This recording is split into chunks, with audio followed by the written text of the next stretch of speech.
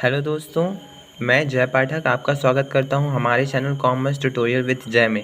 आज हम इस वीडियो में डिस्कस करने वाले हैं paper 1 principle and practice of accounting CA foundation का वेटेज क्या है, मतलब हर चैप्टर का वेटेज क्या है। तो चलिए आइए शुरू करते हैं। जैसा कि हम सभी जानते हैं, आपके पेपर 1 में पहला चैप्टर है थ्योरेटिकल फ्रेमवर्क।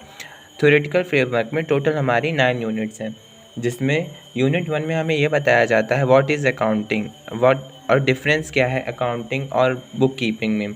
फिर हमारी आती है यूनिट 2, उसमें हमें अकाउंटिंग के कॉन्सेप्ट, प्रिंसिपल एंड कन्वेंशन के बारे में बताया जाता है।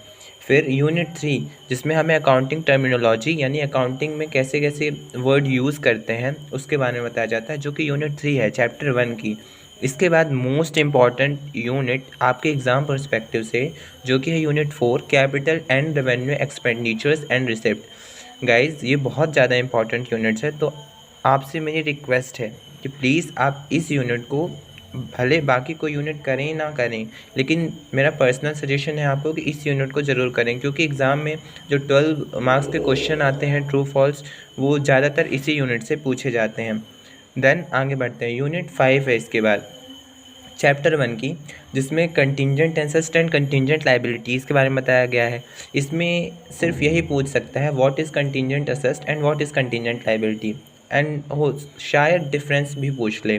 फिर आती है यूनिट 6, जिसमें अकाउंटिंग पॉलिसीज़ के बारे में बताया गया है, ये आपको सिर्फ नॉलेज के लिए दिया गया है। फिर unit 7 accounting measurement discipline valuation principle. फिर आती है आपकी यूनिट 8, जिसमें अकाउंटिंग स्टैंडर्ड्स के बारे में बताया गया है।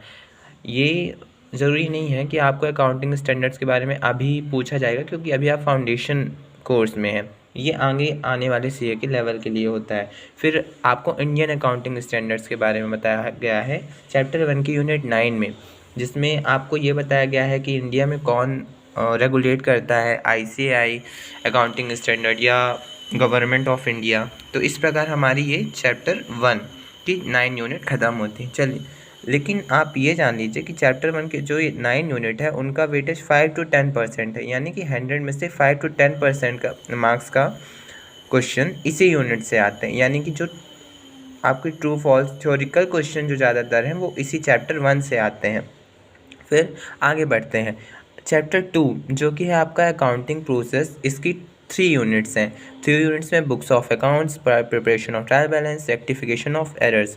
तो सबसे ज़्यादा इम्पॉर्टेंट इसमें से, इम्पॉर्टेंट तो आपके लिए सब है क्योंकि आप सीए स्टूडेंट हैं आफ्टर ऑल। तो जो यूनिट 3 है, इसमें रेक्टिफिकेशन ऑफ एरर्स, इसको ये ज़्यादा इम्पॉर्टेंट है, इसको ज़रूर पढ़ के जाएँ आप। 25 to 30% वेटेज इन्हीं 2, 3, 4 और 5th चैप्टर से कवर होता है। 3 चैप्टर में है बैंक रिकॉन्सिलेशन स्टेटमेंट, जो आपने 11th-12th में पढ़ा ही है शायद। फिर इन्वेंट्री 4th चैप्टर, और 5th डेप्रिशिएशन, ये भी आपने 11th-12th में पढ़ा हुआ है, तो आपको इतनी प्रॉब्लम नहीं जाएगी इन्हें समझने में। फिर आगे चलते हैं, लेकिन इसके पहले ये जान लें, इसका वेटेज चैप्टर 1 का 5 to 10% है, और 2, 3, 4, 5th चैप्टर का वेटेज आपका 25 to 30 मार्क्स, यानी कि 25 to 30 मार्क्स इन चैप्टर से आता है, और 5 to 10% इस चैप्टर से आता है, यानी कि जो ज़्यादातर थ्योरी क्वेश्चंस हैं वो चैप्टर 1 से ही पूछे जाते हैं। फिर आगे चलते हैं, फिर सेक्शन 3 जो मैंने बनाया है, उसमें चैप्टर 6 इंक्लूड है। चैप्टर 6 में आपकी टोटल 5 यूनिट्स हैं। चैप्टर 6 का वेटेज है आपका 50 to 20%। इसकी 5 यूनिट है, जिसमें से पहली यूनिट है आपकी बिल ऑफ एक्सचेंज, दूसरी है sales of goods on approval और रिटर्न बेसिस, तीसरी है कंसाइनमेंट, 4th है average due date and account current. This is आपकी लास्ट यूनिट है, यूनिट 5th।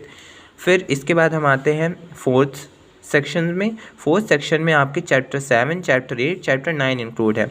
इन तीनों चैप्टर से आपका 30 to 40% का वेटेज 100 मार्क्स का आता है, जिसमें 7 चैप्टर में, सॉरी मैं लिखना भूल गया हूँ, इधर पे 2 यूनिट है फाइनल अकाउंट्स में।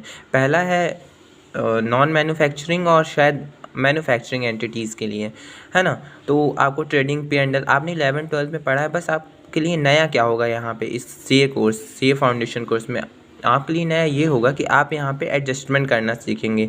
तो वो ईजी नहीं होंगे, थोड़ा सा मतलब आपको लॉजिकल और कॉन्सेप्चुअल आपका बहुत क्लियर होना चाहिए, ऐसा मतलब ये आपको मैं बता रहा हूँ। अगर आप इस चैप्टर को स्टार्ट करने वाले हैं तो आप कॉन्सेप्ट्स को और अपनी लॉजिकल रीजनिंग को और बढ़ाएं, जिससे कि आप इस चैप्टर में कमांड हासिल कर सकें। फिर आता है चैप्टर 8। चैप्टर 8 में टोटल 5 यूनिट हैं, जिसमें से पहली है इंट्रोडक्शन टू पार्टनरशिप अकाउंट। वैसे आपको इस चैप्टर में उतनी प्रॉब्लम नहीं जाएगी, क्योंकि 11th-12th में आपके पास इस चैप्टर का बेस रहता है, इसलिए मुझे नहीं लगता कि आपको इसमें प्रॉब्लम जाएगी।